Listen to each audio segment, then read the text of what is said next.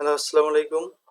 গত ক্লাসে আমরা প্রথম এবং দ্বিতীয় ইউনিটের গুরুত্বপূর্ণ সাজেশন দিয়েছিলাম যে প্রশ্নগুলো না পড়লেই নয়, যেগুলো অবশ্যই পড়তে হবে। সামাজিক বিজ্ঞান ৩২৯ অনুষদের আলোকে আজ আমরা আলোচনা করব তৃতীয় ইউনিট ও চতুর্থ ইউনিটের যে প্রশ্নগুলো অবশ্যই পড়তে হবে, যেগুলো না পড়লে নয়। আসলে এখনো পড়া সম্ভব, যদি আপনারা এখন থেকেও প্রিপারেশন নেন তাহলে পড়া সম্ভব। আর যাদের প্রশ্ন ও উত্তর লাগবে, যাদের সকল ইউনিটের সাজেশন প্রশ্ন উত্তর সহ লাগবে, তারা স্বল্পমূল্যে হোয়াটসঅ্যাপে এই নাম্বারে যোগাযোগ করতে পারেন। স্বল্প সময়ে প্রস্তুতি নিতে পারবেন ইনশাআল্লাহ।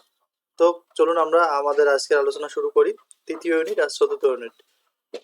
তৃতীয় ইউনিট থেকে প্রথম প্রশ্নটি হচ্ছে, সমাজবিজ্ঞান কি? সমাজবিজ্ঞান পাঠের গুরুত্ব আলোচনা করো। এই প্রশ্নটি এরকম করেও আসতে পারে, আবার আরো একটি পাঠও থাকতে পারে, অথবা এইরকম করেও থাকতে পারে, সমাজবিজ্ঞান কি? সমাজবিজ্ঞানের বৈজ্ঞানিক পদ্ধতি আলোচনা করো, সমাজবিজ্ঞান পাঠের গুরুত্ব আলোচনা করো, প্রয়োজনীয়তা আলোচনা করো। মোস্ট ইম্পর্টেন্ট এই প্রশ্নটা। পুঁজিবাদ কি? কার্ল মার্কসের সাম্যবাদ তত্ত্ব আলোচনা করো। যদি এরকম করে আসে, আমরা যদি এরকম করেও পড়ি, তাহলে এরকম করে আসলে অবশ্যই লেখা সম্ভব। তাই আমরা একটা নিয়মে পড়লেই হবে। প্রশ্ন কেমন প্যাটার্ন হয়, ইনশাল্লাহ আপনারা কমন পাবেন এরকম প্রশ্ন থেকে। অবশ্যই এগুলো পড়বেন। পুঁজিবাদ কি? পুঁজিবাদের বৈশিষ্ট্য আলোচনা করো, কার্ল মার্কসের সাম্যবাদ তত্ত্ব আলোচনা করো। পরিবার কাকে বলে? পরিবারের বৈশিষ্ট্য ও প্রকারভেদ আলোচনা করো। অথবা পরিবার বলতে কি বুঝো? পরিবারের বৈশিষ্ট্য ও প্রকারভেদ লিখো, বিবাহের শ্রেণী বিভাগ লিখো। তার মানে পরিবার আর বিবাহ থেকে কিন্তু একটি প্রশ্ন অবশ্যই আসবে। এরপর নৃগোষ্ঠী কারা? গারো ও সাঁওতাল নৃগোষ্ঠীর বর্ণনা দাও। তাহলে আমরা একটি প্রশ্ন এখান থেকে কেন কমন পাবো না? যেগুলো ইম্পর্টেন্ট সেগুলো পড়লে অবশ্যই একটি প্রশ্ন এখান থেকে কমন পাবেন। অর্থাৎ তৃতীয় ইউনিট থেকে একটি প্রশ্ন কমন পাবেন, চতুর্থ ইউনিট থেকে একটি প্রশ্ন কমন পাবেন।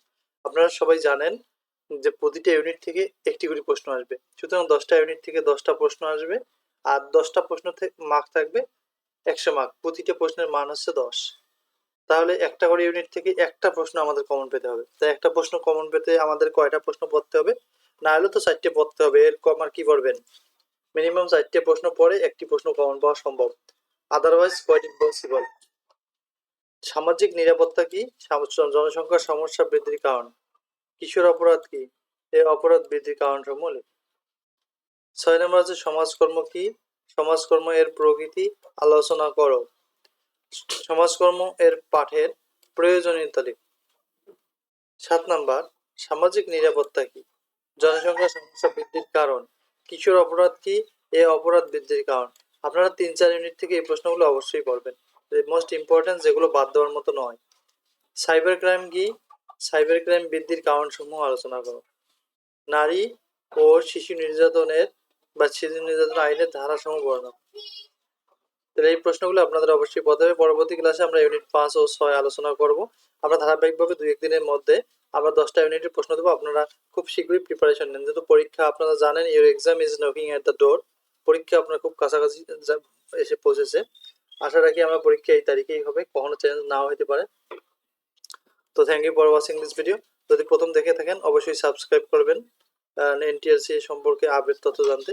Thank you for watching this video. See you another video. আসসালামু আলাইকুম।